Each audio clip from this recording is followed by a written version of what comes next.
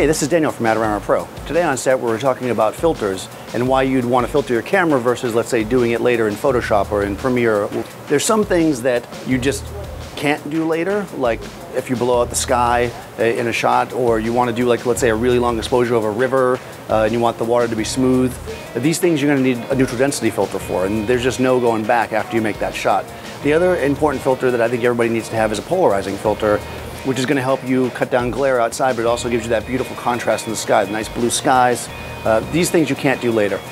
But even though you can do a lot of color correction and softening and things like that in post, I like to do a lot of it in camera because I may have a client there that wants to see it right away, and if I tell them later, oh, I'm going to knock that out of focus, I'm going to make that blue, they have to imagine it, whereas I'd love to be able to just show them right on the spot.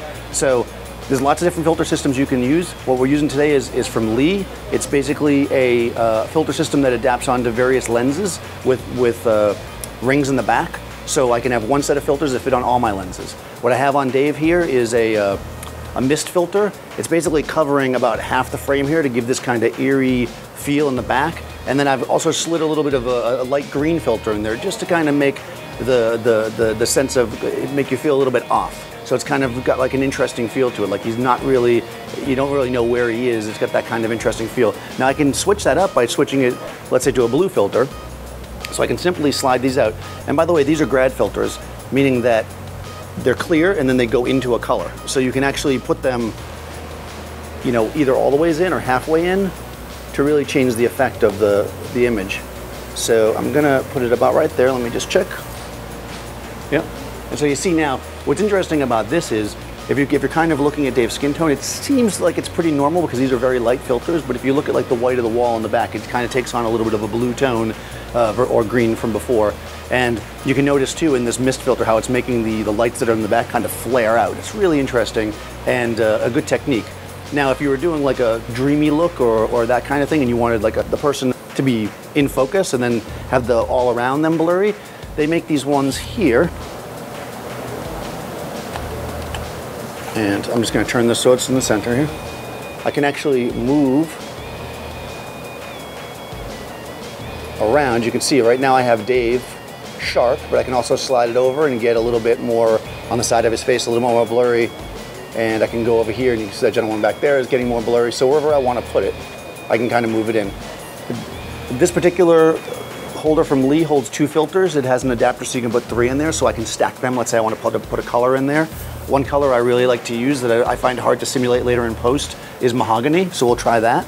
So again, this is a graduated filter, so I could just filter part of him or part of the scene if I wanted to, like so. But I find with this filter, I like to cover the whole frame. And now they do eat a little bit of light, so I'll just open up my f-stop a little bit and get a better exposure, and I'm good to go. And here you can see that he's got this warm feel, but it's kind of a brown warm. It kind of has this rustic kind of feel, like maybe if you were shooting in a bar or something, this would be a good filter to have on the lens to really give you a nice feel. And of course, if I didn't want it to be soft, I can just pull out this soft, and then he gets nice and sharp all over. If you like more of an orange feel, this is a straw filter. So straw, again, is a warming filter. It's for skin, cosmetic. You can slip this guy in, slide it right across, and now we've just picked up a little bit of warm. So it's not exactly the same thing as let's say, adjusting your color temperature, where you can also warm things up. This is giving what they call a cosmetic color to it. It's making it warmer, but it's kind of a mix of colors in such a way that makes it kind of beautiful on the skin tone, not just warmer. I find that if you warm somebody up too much using the color temperature, they end up looking like they might be sick or jaundice. I find that with the filters, with using filters, I like to experiment with different ones depending on the person I have in front of me, because what looks good on my skin might not look good on the subjects, and vice versa. I have a lot of red in my skin, for instance. A lot of people have more yellow. So this looks almost like a nighttime cop movie, or he's in space or something like that. It's got this kind of, it's not just blue like a night, but it's got this greenish effect where you'll be able to pick it up and really have an interesting feel to it. Here's just a couple more softening filters. I find these are the most fun to play with. This here is a fog, so it's going to really lower your contrast, which can be really, really interesting. And it also will help like flare out your highlights. So again, you can lower your contrast in post, but it won't flare out the highlights like this is. Like if you look at the highlights on his face, they're getting nice and like creamy and blown into. It's kind of this old Hollywood kind of glamour feel.